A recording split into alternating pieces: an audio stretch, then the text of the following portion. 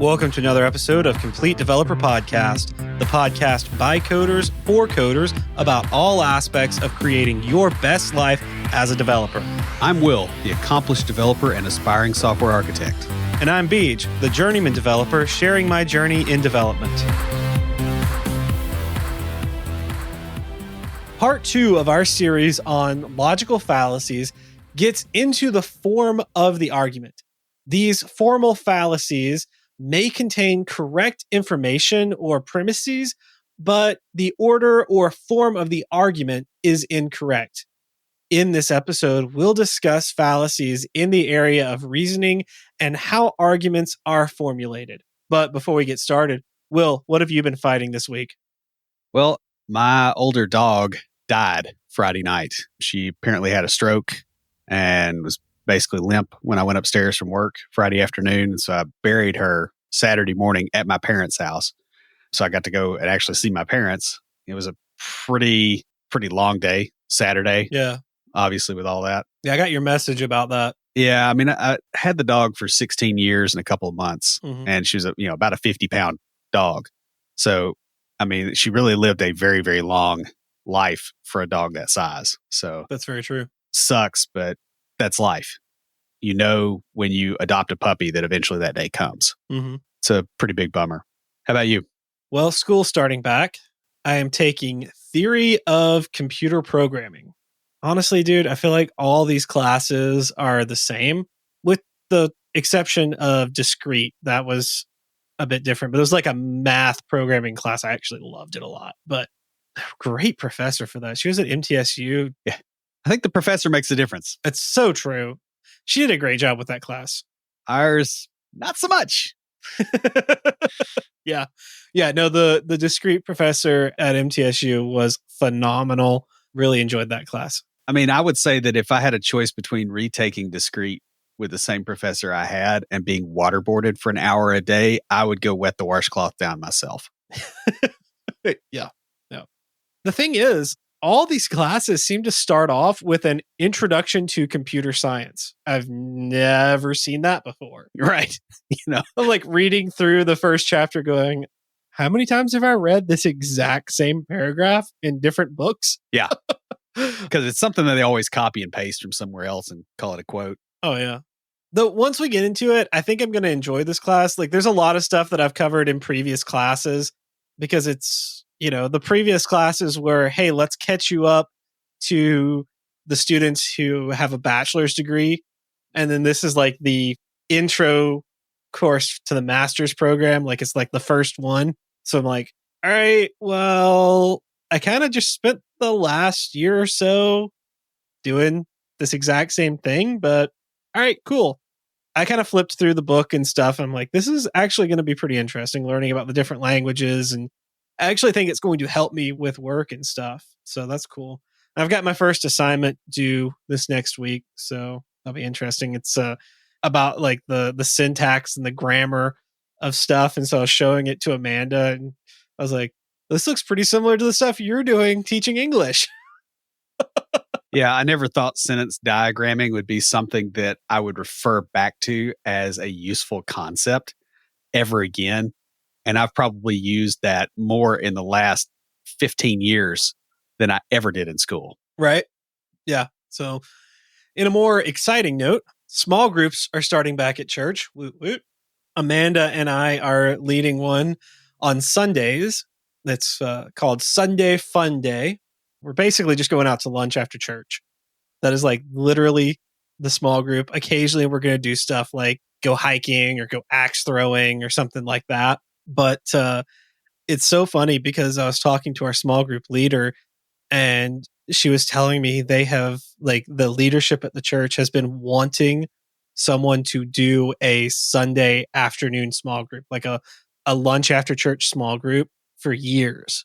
And she's like, I'm super excited about this because we've been wanting someone to do it, but everyone wants to just go spend time with their family or like stay with their own little circle right after church. And I'm like, oh, well, cool. I'm glad I could fill a role that I didn't even know was needed. Yeah. It's funny how that works out. Because that's so totally my personality. So anyway, we're doing that, and then we're supporting a few of the other groups that some of our friends are leading. Actually, I was telling you before we started, I got a text from a friend of mine who's like, "Hey, I know you're like in 10 other groups, but you want to be in my group too?" All right, well, we'll see. It depends on what it is, but that's cool. Actually, there's the group that I really, really loved last year. It's called Freedom Group. They do it every semester, but it's just like it really like helps you open up, helps you work through issues, and helps you gain freedom. Amanda hasn't been able to do it because it was on Friday nights and she was working. Well, she's not working Friday nights, but they moved the group because of her and some other people who work Fridays. They moved it to Tuesday nights. Oh, So starting next week, she's going to be in group when we're recording the podcast. They could not have put it on a more perfect night yeah. just because like the timing works out great for the two of us because like she and I can't hang out or spend time together because I'm already booked working on the podcast. So she's got the group and it worked out really well for us. But I was looking at the list just today and like there are so many groups. Like it's exciting how many people are actually doing stuff and wanting to be active. It's just really awesome. Speaking about being awesome, you can make your financial confidence awesome and take it to the next level. Lucas Casares is a fee-only certified financial planner and financial coach serving tech professionals with his company, Level Up Financial Planning, virtually out of Fort Collins, Colorado. Level Up Financial Planning changes the financial planning game by empowering you to live your best life, regardless of whether you're just starting up and need to build your financial foundation or mid-career and navigating complex and competing goals. Best of all, Lucas and Level Up Financial Planning is a fiduciary for his clients. And what that does is it requires him to act in his client's best interest. So a lot of times you get financial advisors who are basically glorified salesmen trying to sell you various plans, various insurances, and things like that. That is not who Lucas is. He is not a salesman at all. You pay for his services only as long as you're getting value. And when you're no longer getting value, you stop paying. And you can find some more fun free resources and learn more at levelupfinancialplanning.com. Guys, logical fallacies, which we have discussed in one episode prior, are errors in reasoning that can basically invalidate an otherwise good discussion, formal argument, or debate. Component fallacies are considered formal fallacies because they have to do with the form of the argument. You may be correct in what you say, but it is out of order and therefore sounds like nonsense. This group of fallacies have to do with errors in reasoning. This may be inductive or deductive reasoning. This is part 2 in our series on logical fallacies. Originally, when I wrote this episode or these series of episodes, it was going to be one episode on logical fallacies. That's what we put in our Kanban backlog. And as I got into it, I'm like, there are way too many for just one episode. So we broke them down. I found a really great resource. It'll be linked in the show notes. You could go take a look at it. It's a .edu, so it's a university website. But they break it down, and we kind of used their structure for these and a few other websites to get some examples and things. A few weeks ago, we discussed fallacies of relevance. There are a lot of logical fallacies out there. Like I said, there's enough to have a whole college course on them. In this episode, we're going to talk about component fallacies. And we'll be discussing several of the more common ones that you're likely to encounter. For each one, we'll describe the fallacy, talk about how to recognize it in conversation, and then how to address it when you see it in the wild or in the workplace, wherever. Which is kind of like the wild. Yeah. Actually, it's got the same level of disease right now. So, True dat, yo. True dat, yo. So the first one is the Petitio Principi. And yes, I am not Italian. I actually looked that up on howtopronounce.com. Mm-hmm. It's Latin. So, yeah, whether you're French, Spanish, Portuguese, Italian, and Romanian. And parts of English here and there. Actually, according to my first roommate in college, Romanian is the closest to the original Latin. No. Sorry. I'm not saying it's true. I'm just saying he grew up in Romania. He's from Ohio, I think, but his parents were missionaries in Romania. He told me that when we were in school, and I'm like, all right, dude. Yeah, because, after the empire fell, Rome sent all their legions to live in Romania. Mm-hmm. That's where they ran their empire from. It's perfectly plausible, right? Come on. All right. So back to fallacies. Since we're on the topic anyway. The fallacy of presumption or begging the question is also known as assuming the conclusion. Now, this happens when the conclusion to the argument is used as part of the premise for that argument. So this might be something like Will is good at grammar because Will says he is good at grammar. I don't say that I'm good at grammar, but yeah, I like where you're going with this. Or Angular is the best spa because the Angular documentation says it's the best spa. Right. Or or politicians honest because they say they are. Yeah. Those were all circular reasoning. We'll talk about that in just a moment. That's a type of begging the question. But like what happens is with begging the question, you have this, if you think of formal logic, formal argumentation, you have a set of premises. And from those premises, you can deduce a conclusion. That's deductive reasoning. Right. What happens here is when your deduction is actually one of your premises. It's not like it doesn't actually deduce anything. Now, sometimes the phrase or the term begging the question can be used in other ways that are not related to logical fallacies. And what they really mean when they say this is like raising the question. So they say, this happened, and that begs the question of should we do this or that? What they really mean is this event or this thing coming to light raises the question, should we do this or that? Yeah, it's one of those things where they're using the wrong phrase. It's like, it's a philosophy equivalent of saying, could you be more specific? Right? Like, yeah, we know what you meant, but you didn't use the words right. Exactly. Or maybe I should say exactly. Yeah. Sorry, I couldn't help it. It just makes me twitch, man. Yeah. Circular reasoning is a form of begging the question where the argument repeats what has already been assumed instead of arriving at the conclusion. These are not really arguments, but they're instead just restatements of the same thing to make it look like a logical argument. Yeah.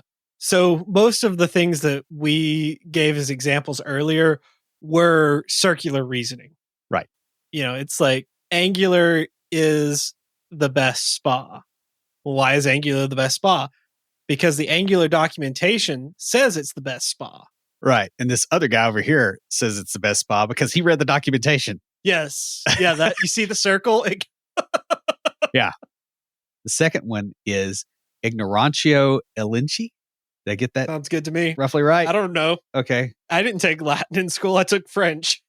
If it sounds like something that could reasonably be yelled by a centurion, I feel like it's probably as close as I'm going to get to actual Latin. So we're going to go with that. This is also known as the irrelevant conclusion fallacy.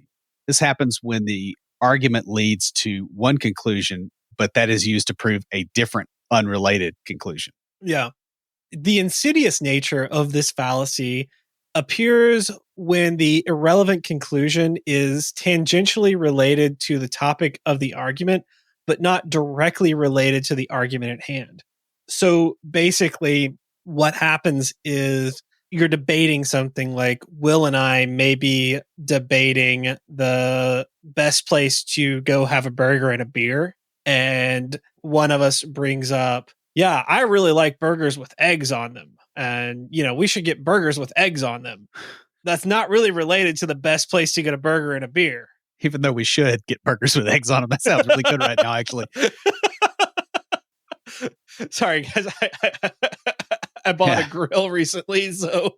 And you can see I did just actually do that just now, right? Like I did it again. The most well-known type of irrelevant conclusion fallacy is the red herring. This is a distraction technique that appears to be relevant but is not on topic. Yeah, it seems like it is.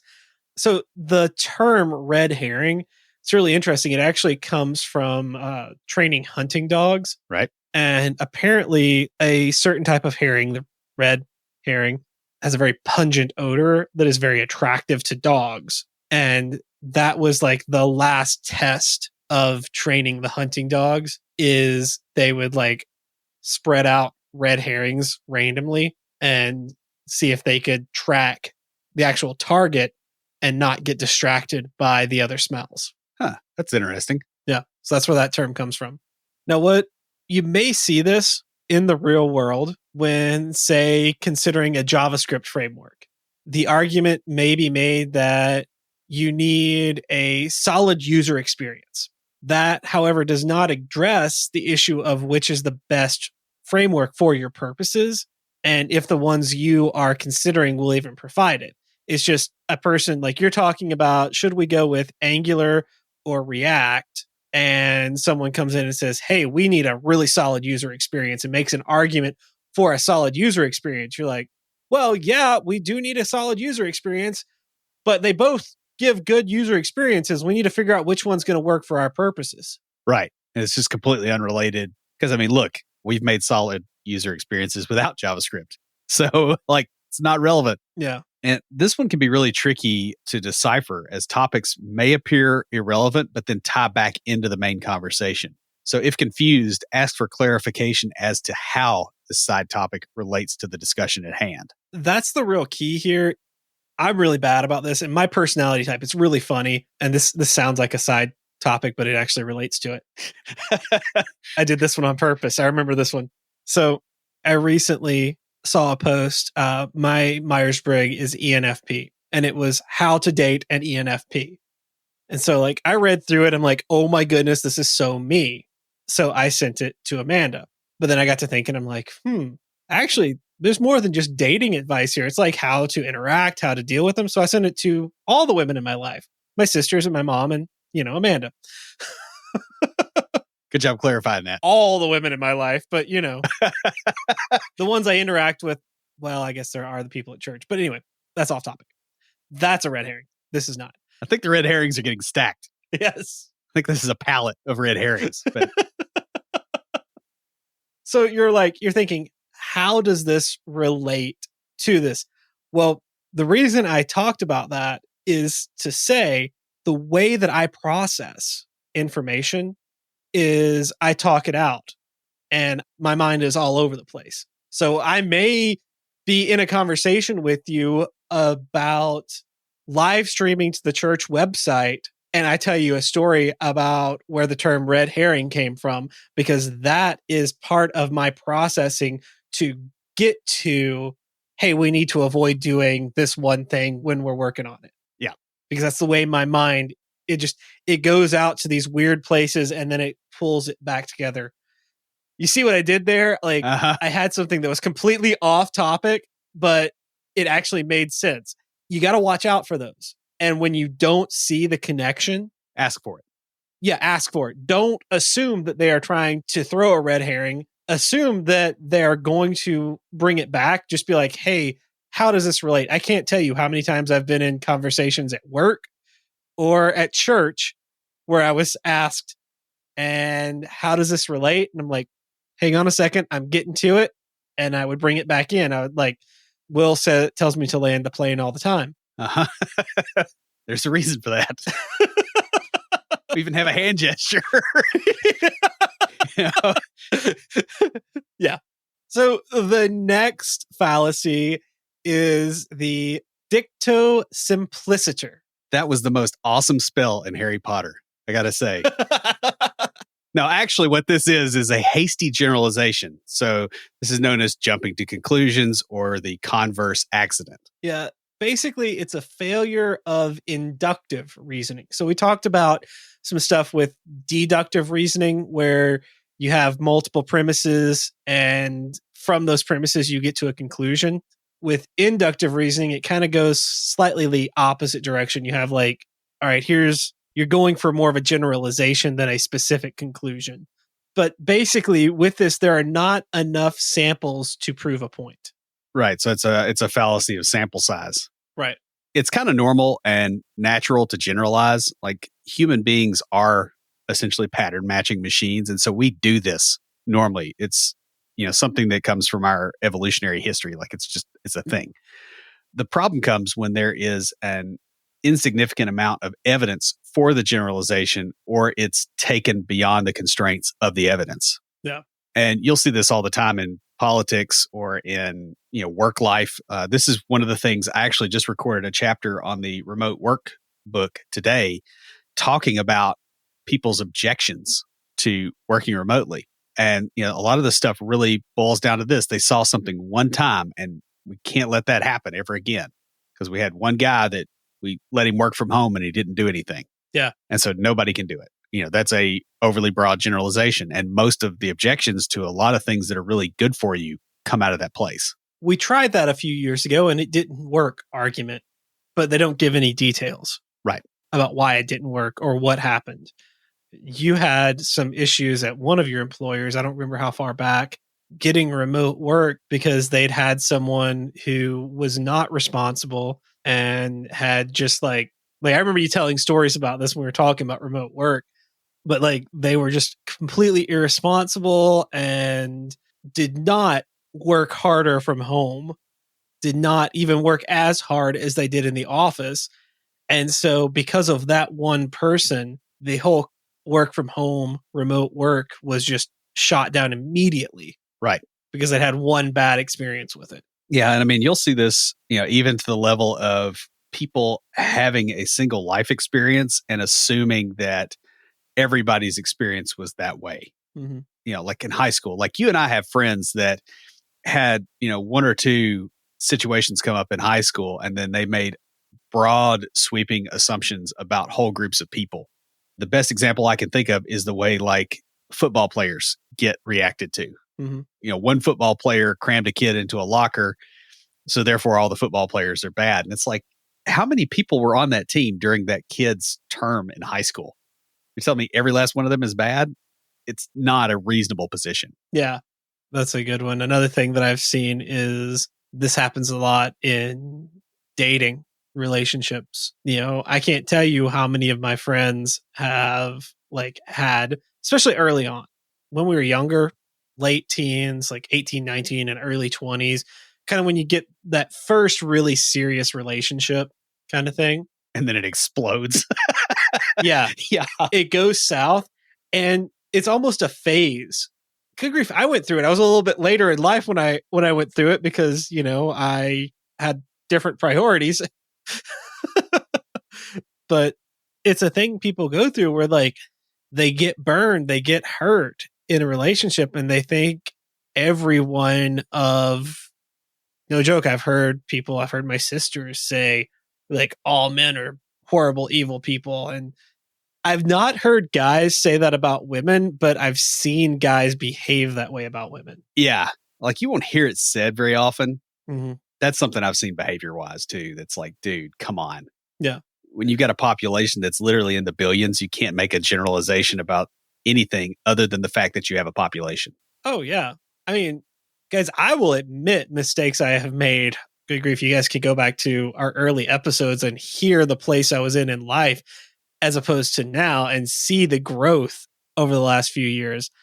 But I will tell you, after I got dumped by a girl who broke my heart, I wouldn't date girls who had tattoos for a while.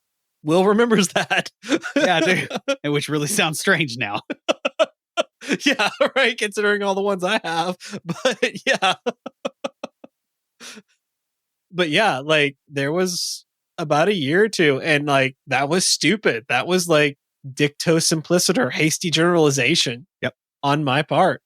The thing with this, it can be very difficult to overcome because what is considered sufficient evidence varies depending on the circumstance. And it kind of depends on how much damage was done like how emotional the initial situation was too. Yeah, we were talking about something before the podcast that it doesn't take very much in that situation to push somebody out of an airlock. Yeah. Yeah.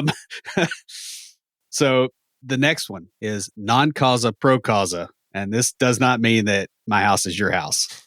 This is not Spanish, just in case you got confused. This is literally translated to mean not the cause for a cause.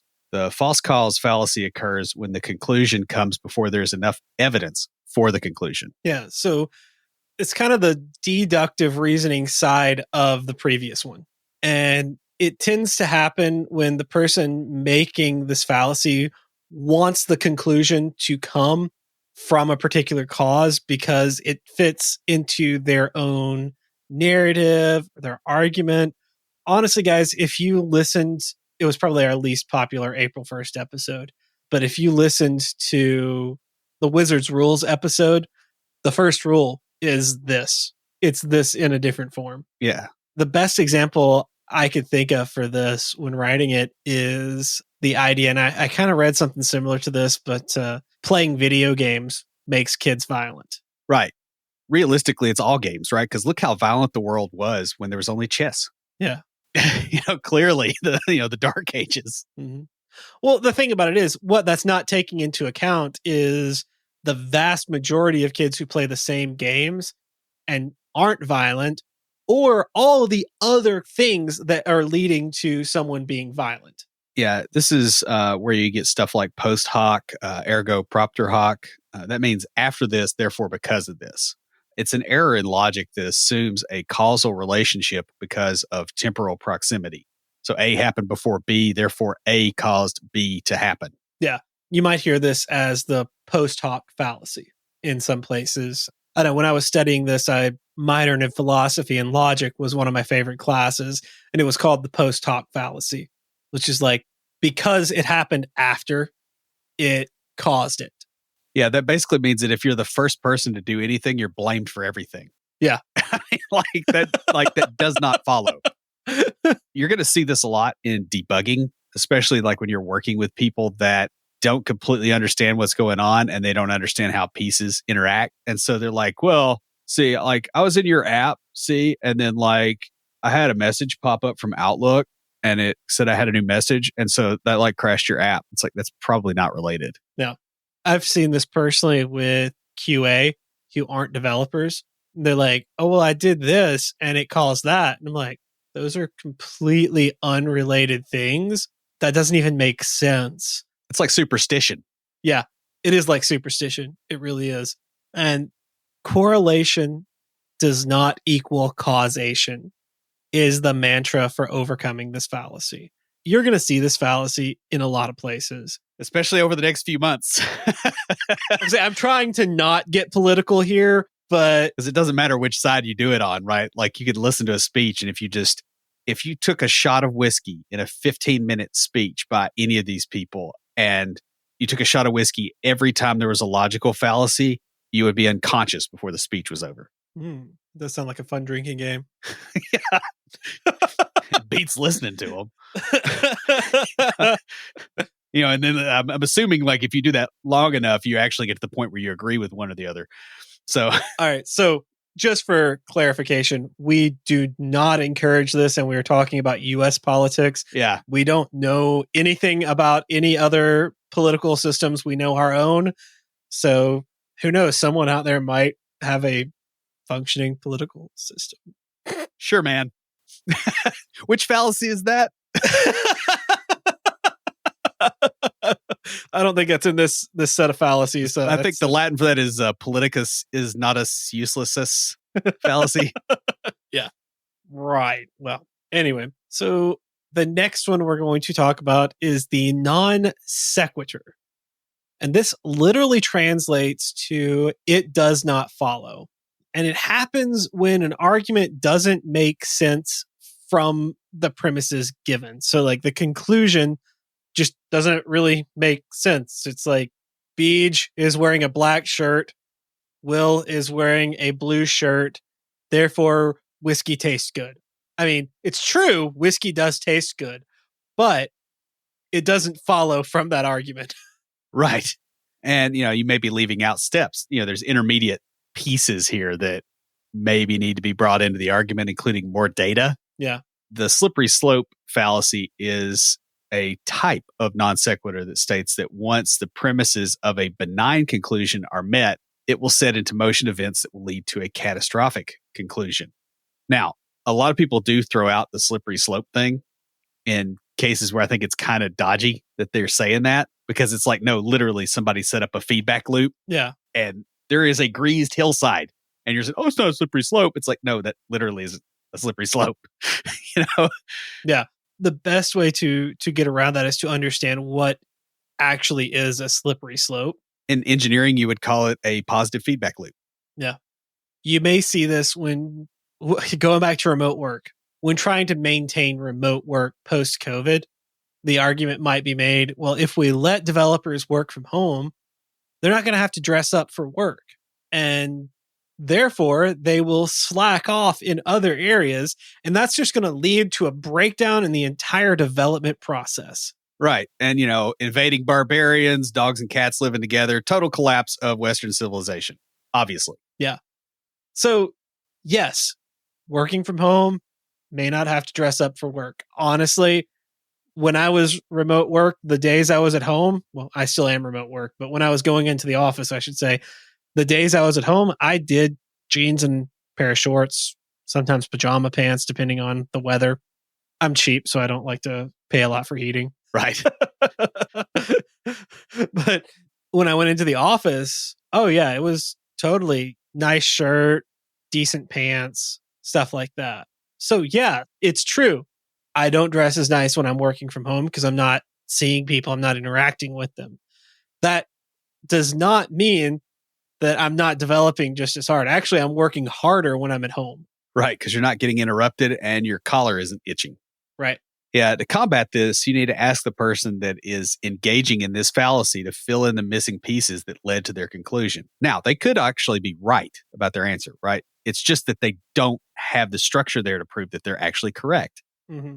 If they're able to do so without sounding ridiculous, you'll see into their thought process, and then you can address the middle areas in the argument with counterpoints, or find yourself agreeing, or whatever. Yeah. So like, if it is a fallacious argument, most times when they start filling in the middle pieces, it's going to sound ridiculous. Right. But it may not sound ridiculous to them, but you will see the flaws in that logic. You'll see other fallacies pop up, and you can point those out as you go along and be like, hey, that doesn't lead to this. Dressing slovenly does not lead to writing code slovenly. Right. Wearing t-shirt and gym shorts does not lead to not following coding standards. Yeah. It gets really obvious once you start drilling into that, right? Because you at some point you're sitting there and you're going, but if this was true, you wouldn't have electric lights working right now. Yeah. So now we get to the section of not having fancy Latin names, and we could always make some up, but I don't really feel like it. So the first one is the straw man argument. Or the Strawmanicus argumentus. There you go. There's your Latin name for it. I don't know the Latin word for straw. I don't know. I just made that up. Yeah. So with this, instead of attacking the actual argument, the straw man fallacy attacks an oversimplified representation of the argument. So basically, it's taking good listening skills to a negative extreme. So one of the steps in good active listening is to paraphrase and repeat back what the person said, right? Right. We've had episodes on this about good listening skills and active listening. Well, that's one of the steps of it. What happens here is the person using this or making this fallacy, they will paraphrase, but they will oversimplify in their paraphrasing. They will sometimes go to extremes with it. Sometimes they will not get the nuances. Basically, they make it an easy target for themselves when they restate what the argument is. This term comes from using a straw man or scarecrow as a training dummy when learning combat. It's funny, you actually see this in video games a lot. I know with the Witcher games, they have like those training dummies. That's the concept here. It's like they can't fight back. Right. So you can't get hurt and you're going to win. Mm-hmm. That's kind of the idea here. This can be used as a literary device to get the core concepts of a philosophy across without confusing the reader with deeper conversations. There's plenty of philosophers that do this, Terry, or philosophers/writers. Yeah. So like a lot of times it's not philosophers, but it's writers who are narrators or fiction writers who are into a particular philosophy. So like Terry Goodkind is a great example. He's been accused of the straw man a lot. I'm a big fan. I've followed his work for a while throughout the entire Sword of Truth series. I kind of fell away after that because I was just had other things going on in my life. But one of the big things, he's an objectivist. He's a big fan of Ayn Rand. And his goal in his early writings, especially, was to get the concepts of objectivism to the masses, to the people who aren't just studying philosophy, but he's writing good stories that have kind of an objectivist bend to them. In that, he's not trying to address the deeper arguments, the deeper conversations of objectivism. He's literally just trying to get the core concepts out there. Yeah, it's almost like saying that the way you would explain something to a child versus the way you have to explain it to an adult, those are two completely different things. And if you set up the explanation for the adult as if you're explaining it to a child just so that you can win an argument, that's very much a straw man type approach. Mm-hmm. Yeah, but if you're explaining it to someone who doesn't have a degree in philosophy, who's not into, like, who doesn't know anything about different philosophies and stuff, and you're just trying to get them to look deeper into what you're saying, trying to encourage them to go, hey, I want to learn more about this, then yeah, it's not really a straw man argument. I'm not making an argument. I'm saying, hey, here's the belief system you should kind of look into. Yeah, most of the time when people do this, the person doing it doesn't realize they're oversimplifying the opinions of the other side or the position that they're taking. Yeah. And I promise you won't see that in American politics for the next 3 months. Yeah.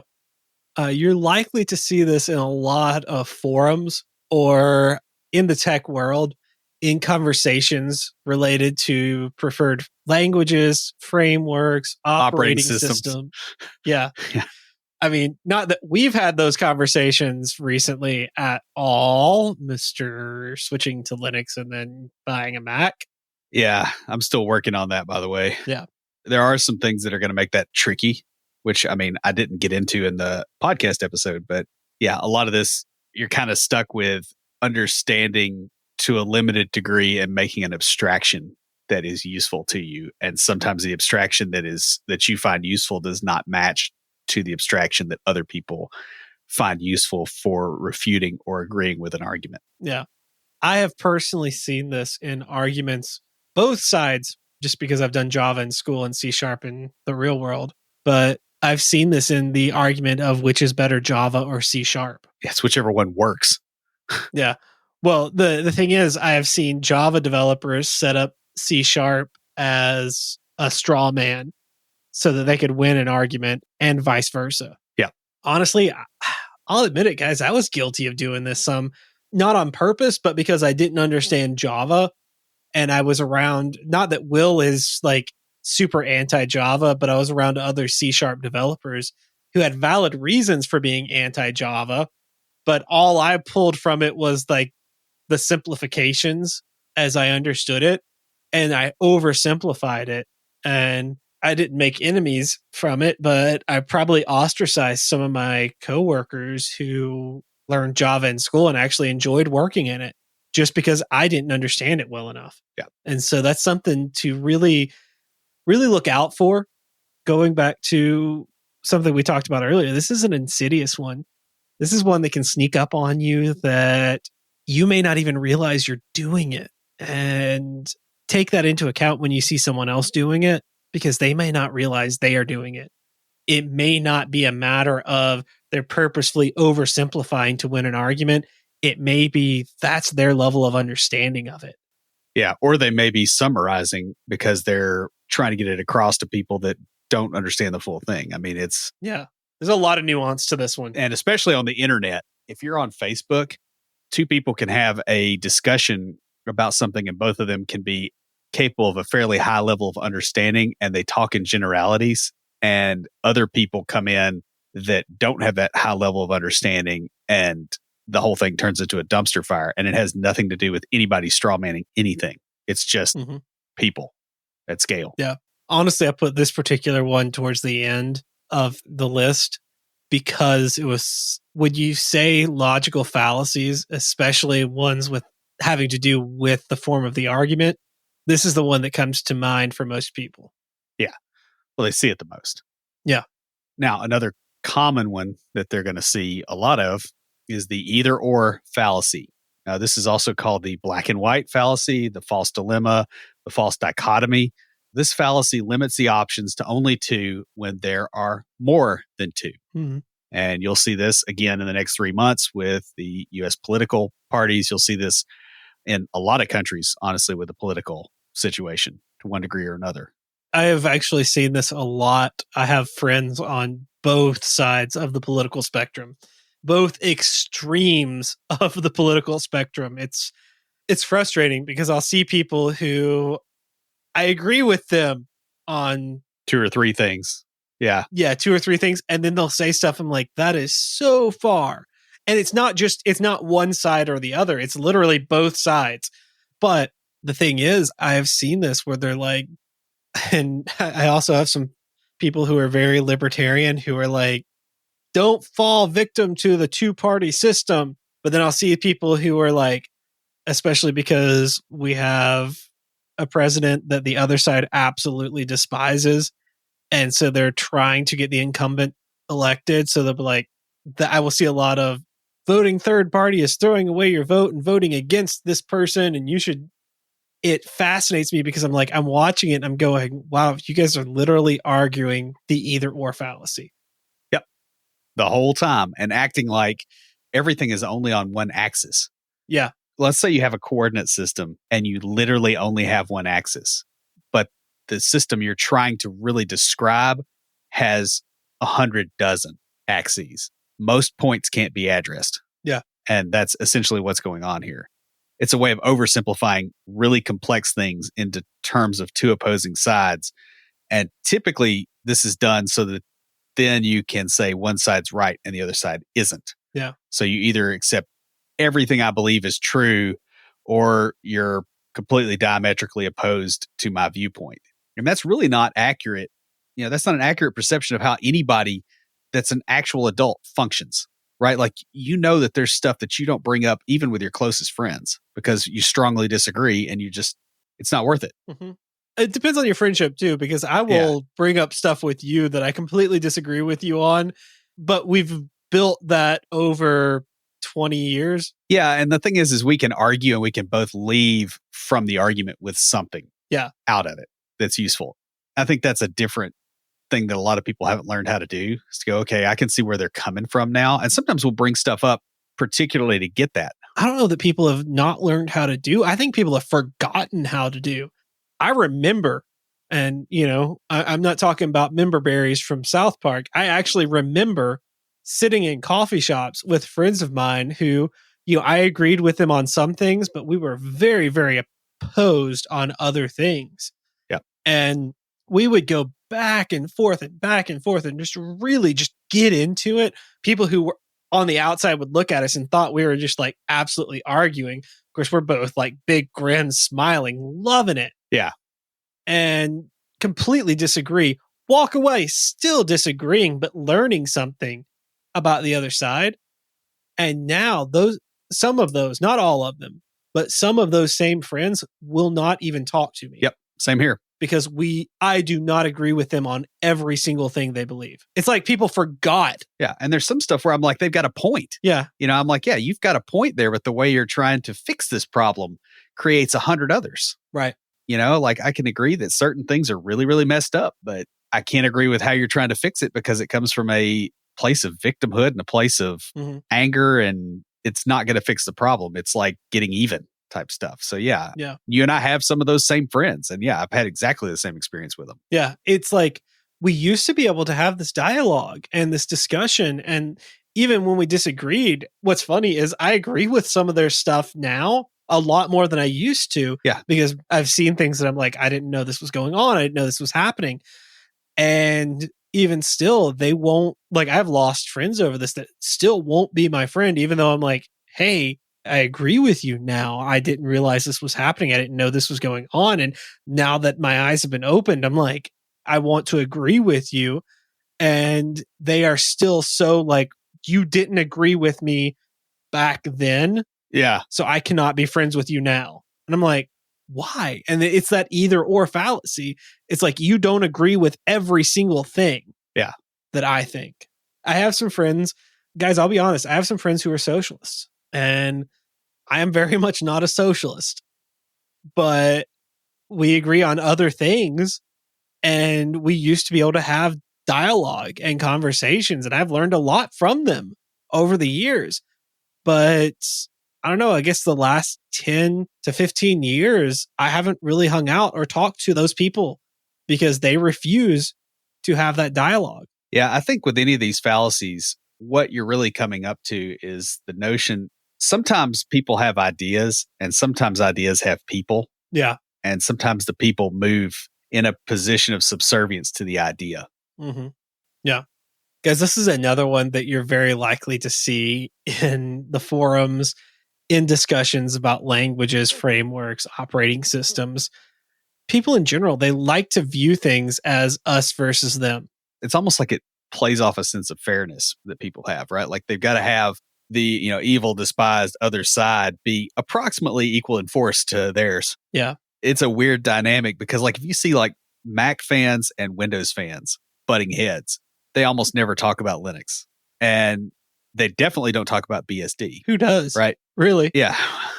But yeah, this seems like it's a thing that we like to say this is the in group, this is the out group, and ignore the complex dynamics outside of that. Mm-hmm. And I think a lot of that honestly goes back to early human prehistory. Yeah. Like if you ran into another group of people, that's probably the only other group of people that you're going to run into this year. Yeah. They're either friends or they're not. It's not like, oh, they're going to ally with you against this other tribe over here because there just weren't enough people for that. Mm-hmm. And I really think a lot of our deepest cultural psychoses come out of some very, very old things that aren't entirely relevant anymore. Yeah. False dilemmas, they're basically a polarizing tool that's used to limit options and make one side look better than the other.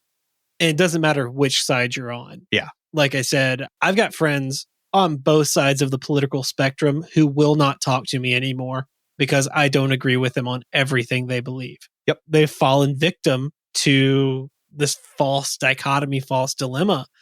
They can no longer see, hey, someone can agree with me on some things, but not all things. And this is something I really, really want to stress here.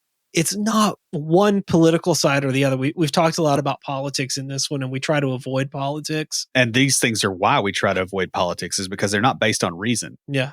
But it's both sides, it's both sides of the political spectrum that I've experienced this. I have friends, like I said, all across it. And I've lost friends on both sides because I'm somewhere in the middle and I'm not agreeing with either one of them on every single item. Yeah. Well, I mean, I've lost friends in the middle too.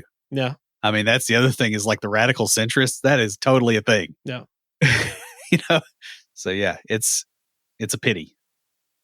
You're going to run into logical fallacies all the time, especially in informal conversations with friends or on social media. It's important to understand that fallacies are faults in the logic of an argument. Because what someone says contains fallacies, that does not mean that they're not correct. It just means that their particular argument didn't prove them correct. Keep that in mind and be lenient on those who may commit the fallacies. Use the knowledge here to better your own use of logic when arguing your point. So guys, we want to give a shout out and a big thank you to Lucas from Level Up Financial Planning for sponsoring this week's episode. Through his sponsorship, Lucas is helping us achieve our podcasting goals, just like he'll help you achieve your financial goals. That pretty much wraps us up. Before we close everything out, Will, what do you have for us this week for Tricks of the Trade?